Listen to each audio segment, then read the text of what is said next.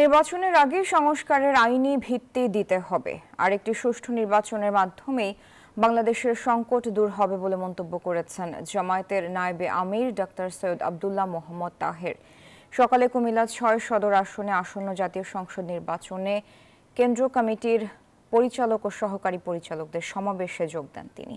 এ সময় কুমিল্লা মহানগরী জামায়াতের অন্যান্য নেতারা উপস্থিত ছিলেন।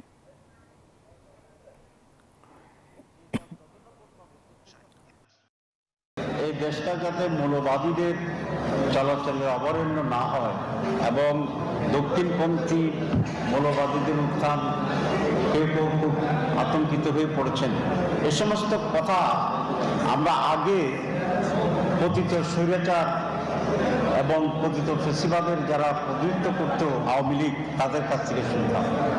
এখন দুর্ভাগ্যজনকভাবে সত্য যে আওয়ামী লীগের সেই বক্তব্যটি আমরা এখন বিএনপির নেতৃবৃন্দের মুখে শুনতে পাচ্ছি।